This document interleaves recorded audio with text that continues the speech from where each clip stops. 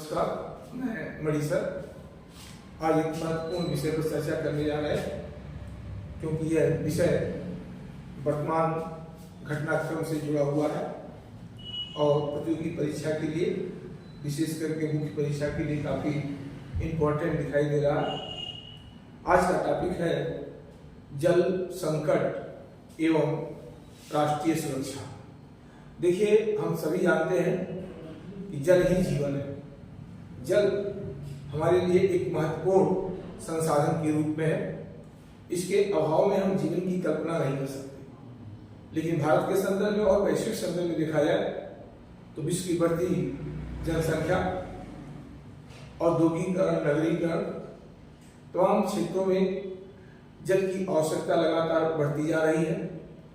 एक ओर जल की आवश्यकताएं, उसकी डिमांड बढ़ रही है, तो दूसरी ओर जल के संदर्भ जो हमारा महत्वपूर्ण संसाधन है वो धीरे धीरे संकुचित होता जा रहा है। ऐसे में कहीं न कहीं विश्व के विभिन्न देशों में एक जल संकट का सामना करना पड़ रहा है।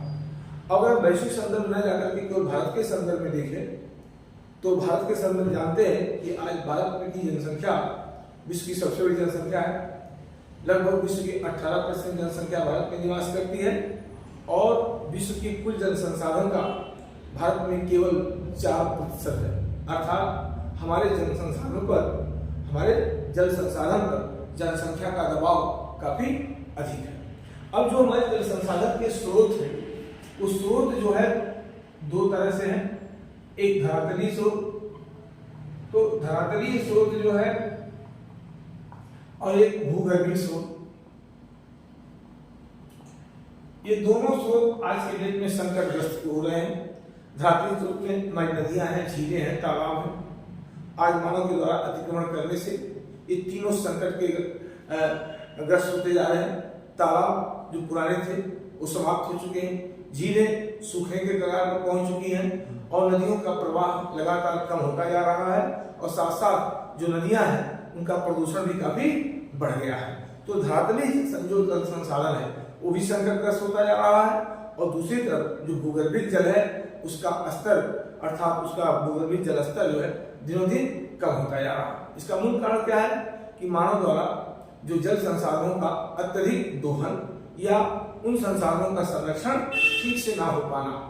भारत जैसे देश में जल संकट लगातार बढ़ता जा रहा है और यह बढ़ता जल संकट न केवल हमारे जीवन को प्रभावित करता है व्यक्तिगत स्तर पर, ये न केवल हमारे कृषि कार्य को प्रभावित कर सकता है, अपितु हम ये समझते हैं कि ये जो जल संसाधन है ये हमारे राष्ट्रीय सुरक्षा से जुड़ा हुआ विषय है। तो आज का टॉपिक हमने यही सोचा कि क्यों न जल संसाधन का राष्ट्रीय सुरक्षा से संदर्भ में इस पर चर्चा किया जाए, ये किस तरह से हमारी राष्ट्रीय सुरक्षा को प्रभावित कर रहा है या आने वाले समय में यह किस तरह से हमारी राष्ट्रीय सुरक्षा के लिए एक गंभीर चुनौती होता जा रहा है। अब जैसे राष्ट्रीय सुरक्षा, तो पहले तुम जल संसाधन को समझें कि जल हमारा जो है, हमारे जो स्रोत है भूगर्भिक जल है और धरातलीय जल है, ये लगातार संकटग्रस्त होते जा रहे हैं। प्रतिवर्ष भारत में जल की उपलब्धता लगातार कम होती जा रही है। अगर हम 1100 क्यूबिक प्रति व्यक्ति घन मीटर से कम होता है तो जल संकट का सामना करना पड़ता है। इस समय भारत के पास 1486 क्यूबिक प्रति व्यक्ति घन मीटर के आसपास है।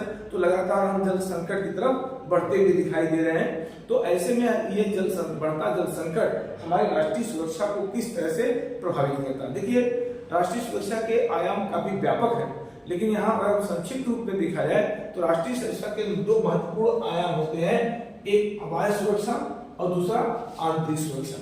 बाह्य सुरक्षा पड़ोसी देशों के संदर्भ में और आंतरिक सुरक्षा विभिन्न राज्यों के मध्य। तो अब यहाँ देखते हैं कि जल संसाधन कैसे हमारी राष्ट्रीय सुरक्षा को क्या कर रहा है, प्रभावित कर रहा है। तो हमारे जो जल संसाधन है ये हमारी राष्ट्रीय सुरक्षा को आंतरिक और बाह्य सुरक्षा दोनों रूपों में प्रभावित कर रहा है। अब बाह्य सुरक्षा के रूप में देखें तो पहली बात ये समझ लें कि भारत की कुछ महत्वपूर्ण नदियां जो है वो भारत के पड़ोसी देशों से होकर भी प्रवाहित होती हैं।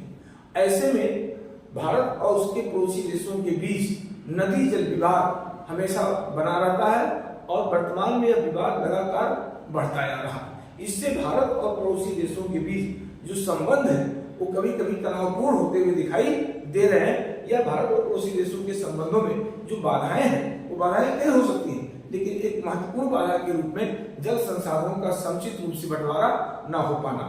जैसे आज भारत पाकिस्तान के बीच तनाव के बहुत सारे इशू हैं, लेकिन एक बड़ा इशू ये भी है कि सिंध जल समझौते को लेकर के पाकिस्तान भारत पर लगातार आरोप लगाता है कि भारत सिंध जल समझौते का उल्लंघन कर रहा है और जितना हमको पानी मिलना चाहिए उतना पानी हमें मिल नहीं पा रहा, जबकि भारत एकदम तरह से इस पाकिस्तान की दावे को खारिज करता है और कहता है कि भारत पूरी तरह से सिंध जल समझौते का पालन ही नहीं कर रहा। अब पालन जो समझौता है उससे भी अधिक जल हम पाकिस्तान को क्या कर रहे हैं, दे रहे हैं, लेकिन पाकिस्तान एक ऐसा देश है जो मानने वाला नहीं है। तो अगर पाकिस्तान और भारत के संबंधों में देखें तो सिंध जल और सिंध नदी और उसकी सहायक नदियों के जल के बंटवारों को लेकर के ये समस्या गंभीर होती जा रही है। जब भी भारत सिंध नदी या उसके सहायक नदियों पर किसी प्रकार के प्रोजेक्ट को विकसित करता है तो पाकिस्तान इसका विरोध करता है। तो पाकिस्तान के संदर्भ में तनाव का कारण एक बड़ा सिंध जल समझौता है। इसी तरह से चाइना के संदर्भ में देखा जाए, चाइना बार बार प्रयास करता है अपने पड़ोसी देशों को किसी न किसी परेशानी में डालना। तो अब एक नई परेशानी खड़ा करने की कोशिश करता है, वो ब्रह्मपुत्र नदी के जल को डाइवर्ट करने का प्रयास करता है। अब जरा कल्पना करिए कि तिब्बत से निकलने वाली नदियां जो भारत में प्रवाहित होती है और चाइना ने अगर डाइवर्ट किया तो निश्चित जो नॉर्थ स्टेट हमारे हैं जो एक एनर्जी स्टेट के रूप में जाने जाते हैं, अगर ऐसा उसने किया तो मुझे लगता है कि ब्रह्मपुत्र और उसके सहायक नदियों का जल काफी कम हो जाएगा और पूर्वोत्तर में हमारे जल विद्युत परियोजनाएं ठप हो सकती हैं। भारत को एक बड़े जल संकट का सामना करना पड़ सकता है और हम समझते हैं कि भारत पाकिस्तान चाइना के बीच एक बहुत बड़ा तनाव का फैक्टर बनने जा रहा है, वो ब्रह्मपुत्र और उसकी सहायक नदियों को लेकर के जल बंटवारे के विवाद को लेकर के है। तो चाइना के संदर्भ में भी यही हाल है जो पाकिस्तान के संदर्भ में देखा जा रहा। और तीसरा चीज है तीस्ता नदी परियोजना। एक लंबे समय तक भारत और बांग्लादेश के बीच जो है गंगा नदी को जल बंटवारे को लेकर कहा, लेकिन 1996 में इस समझौते के द्वारा भारत और बांग्लादेश समझौते के द्वारा गंगा नदी विवाद को हमेशा के लिए समाप्त कर दिया गया। लेकिन तीस्ता नदी विवाद को लेकर के आज भी बना हुआ है। बांग्लादेश तीस्ता नदी के अधिक से अधिक जल की डिमांड करता है और भारत ऐसा करने में सक्षम दिखाई नहीं देता है। अगर हम ऐसा करते हैं तो हमारी खुद जल की कमी होगी और हमारा एक राज्य पश्चिम बंगाल इसको लेकर के मुखर विरोध करता रहा है। तो कहीं न कहीं बांग्लादेश को लेकर, बांग्लादेश एकदम की हमारा महत्वपूर्ण पड़ोसी राष्ट्र है, उसके साथ हमारे संबंध भी बेहतर है, लेकिन गंगा नदी को जल को लेकर के, तीस्ता नदी को जल को लेकर के कभी कभी ऐसे तनावपूर्ण माहौल विकसित हो जाते हैं। तो हम देखते हैं कि बांग्लादेश को लेकर के भी है, इसी तरह से भारत और नेपाल के भी लेकर के है, चाहे गंडक नदी और कोसी नदी हो, महाकाली परियोजनाओं को लेकर के हो, तो बांग्लादेश नेपाल के साथ भी भारत के पानी को लेकर के कहीं कहीं मतभेद देखे जाते हैं। तो हम कह सकते हैं कि चीन, पाकिस्तान, नेपाल, बांग्लादेश जैसे राष्ट्रों के साथ वर्तमान में या पहले से देख सकते हैं कि पानी को लेकर के संबंधों में तनावपूर्ण वातावरण देखा जा सकता है। तो कहने का आशय हमारा ये कि जो नदियां भारत और पड़ोसी देशों के साथ प्रवाहित होती हैं उनके जल को लेकर के भारत और पड़ोसी देशों के बीच क्या है कि नदी जल विवाद हमेशा बना रहता है और ये विवाद भारत और पड़ोसी देशों के संबंधों को प्रभावित करता है। तो इससे हमारी वायु सुरक्षा कहीं कहीं खतरे में दिखाई देती है। अब विषय आता है कि ये हमारा जल संसाधन हमारे आंतरिक सुरक्षा को कैसे प्रभावित करती है। तो जिस तरह से भारत की कई बड़ी महत्वपूर्ण नदियां पड़ोसी देशों से प्रभावित होती हैं, ऐसे भारत की आंतरिक नदियां जो है जो भारत के में प्रवाहित होकर के किसी सागर में विलीन हो जाती हैं, उन नदियों के जल को लेकर के भी राज्यों के बीच गंभीर मतभेद देखे जा रहे हैं। और यहाँ तक राज्यों के बीच नहीं, पानी को लेकर के विभिन्न समुदायों के बीच भी संघर्ष हिंसक होता दिखाई दे रहा है, जो हमारे इंटरनल सिक्योरिटी को प्रभावित कर सकता है। अब जैसा कि आप जानते हैं एक लंबे समय से कावेरी नदी को लेकर के तमिलनाडु और कर्नाटक के बीच विवाद का विषय बना रहता है। अब तमिलनाडु सरकार कहती है कि कर्नाटक सरकार आपको पानी पर्याप्त मात्रा में नहीं दे पाती है। कर्नाटक कहता है पानी पर्याप्त मात्रा में है नहीं तो हम दे कहां से। तो कहीं न कहीं कावेरी नदी को लेकर के कर्नाटक, क्योंकि कावेरी नदी कर्नाटक और तमिलनाडु दोनों में प्रवाहित होती है, तो दोनों राज्यों के बीच ये नदी जल विवाद को लेकर के घमासान छिड़ा था और उससे कभी कभी सड़कों पर हिंसक आंदोलन भी देखे गए हैं। अभी 2 साल पहले बेंगलुरु में कावेरी नदी जल विवाद को लेकर के 50,000 से अधिक संख्या में सड़कों पर लोग प्रदर्शन करते हुए दिखाई दिए। अब ये कावेरी नदी इसी तरह से पंजाब, हरियाणा, दिल्ली के बीच यमुना सतलज लिंक नहर को लेकर के भी विवाद बना हुआ है और ये तो बड़े विवाद के केंद्र में आ चुके, विवाद के केंद्र में ये राज्य आ चुके हैं पानी के बंटवारे को लेकर। लेकिन इसके अलावा अन्य राज्यों के बीच भी मतभेद देखे जा रहे हैं, चाहे भारत उत्तर प्रदेश बिहार के बीच हो, चाहे उत्तर प्रदेश मध्य प्रदेश के बीच बेतवा के चंबल नदियों को लेकर के बंटवारे को लेकर के हो, तो देश के विभिन्न भागों में नदियों के जल के बंटवारे को लेकर के राज्यों के बीच एक गंभीर मतभेद देखे जा रहे हैं। और दूसरा कि आज विभिन्न समुदायों में भी पानी को लेकर के है ना कहीं कहीं हिंसक झड़पें भी देखी जाती है। आज भारत के कई ऐसे राज्य हैं जो भयंकर जल संकट का सामना कर रहे हैं, विशेष करके दक्षिणवर्ती राज्य जैसे, और उसमें भी जो महानगर है, चाहे बेंगलुरु हो, चाहे गुंटूर हो, चाहे मदुरई हो, चाहे हैदराबाद हो, इस शहर बम्बई हो, इन सब शहरों में एक बड़े जल संकट का सामना करते हुए देखा जा सकता है। तो कहने का मतलब कि जो हमारा जल संसाधन है, अब इन संसाधनों का लगातार घटना हमारी राष्ट्रीय सुरक्षा को क्या है, आंतरिक और बाह्य दोनों रूप में प्रभावित कर रही है।